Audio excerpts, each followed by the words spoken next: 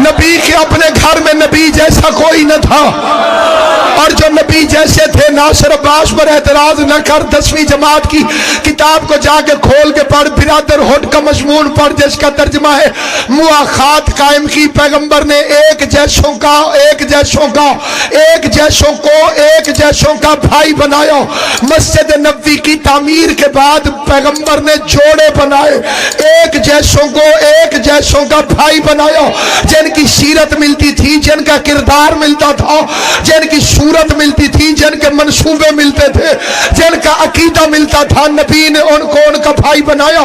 तेरी अपनी 10वीं जमात की किताब में लिखा हुआ है, हजरत अबू बकर का हाथ पकड़ के हजरत उमर के हाथ में दिया, ये तेरा भाई है, तू इसका भाई है।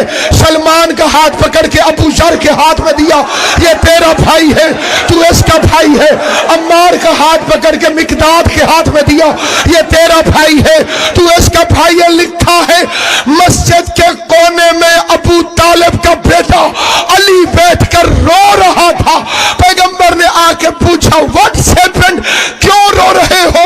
माज़ा जुबकी को कहा अली इब्न अबी तालिब। अली ने कहा, रोऊं ना तो क्या करूं, हर किसी को हर किसी का भाई बनायो, मुझे किसी का भाई नहीं बनायो।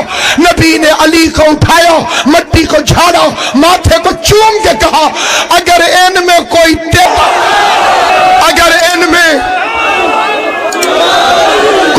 तेरे जैसा होता तो मैं तुझे उसका भाई बनाता। अंत मिसली, तू तो मेरे जैसा है। अंत अखी फिर दुनिया वाला आखिरो, तू दुनिया में भी मेरा भाई है, आखिरत में भी मेरा भाई है। नबी को 3 चाहिए थे, अबनान, निशान, अनफुसन।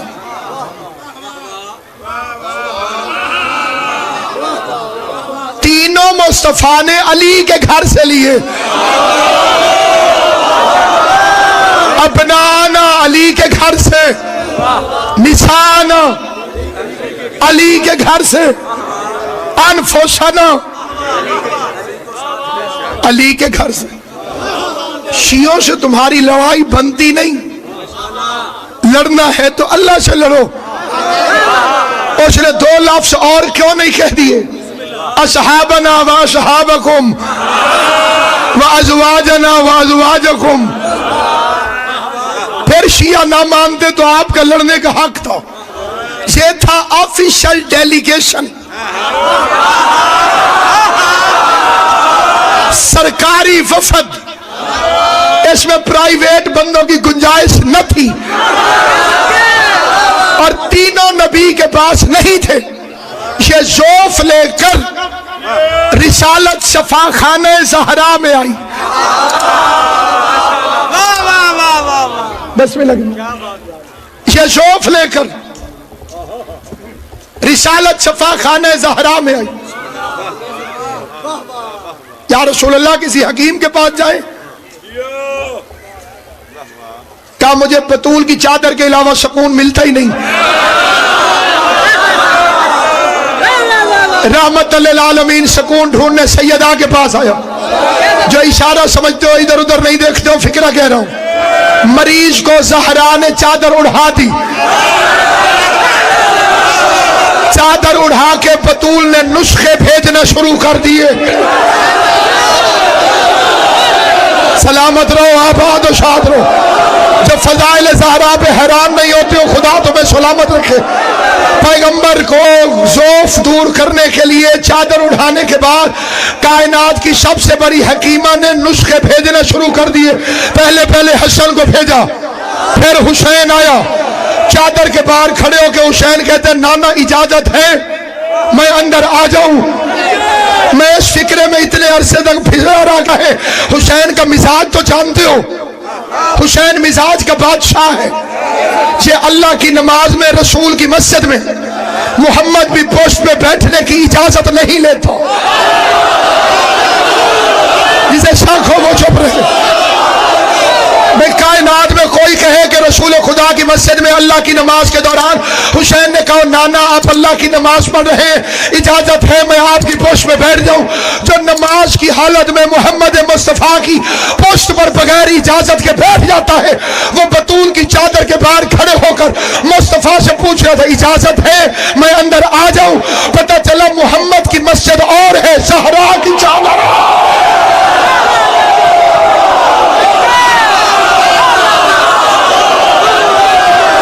मैं अंदर आ जाऊं,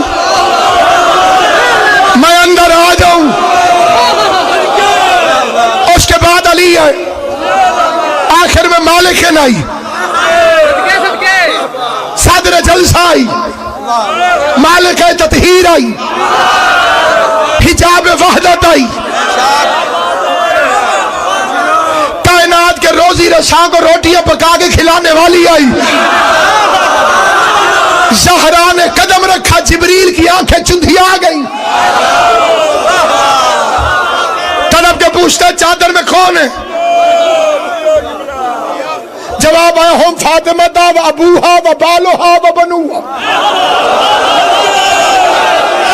इंजरा छोड़ बेटा, फातिमा है, फातिमा का बाप है, फातिमा का शौहर है, फातिमा के बच्चे हैं, फातिमा का बाप है, फातिमा का शौहर है, फातिमा के बच्चे हैं।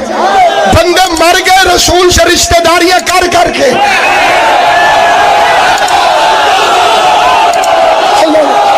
बंदों ने हद कर दी, किसी तरह किसी कीमत पे नबी के रिश्तेदार बन जाए। अल्लाह ने तारीफ करा, फातिमा का बाप है, फातिमा का शौहर है, फातिमा के बच्चे हैं। पता चला उसकी बारगाह में मोहम्मद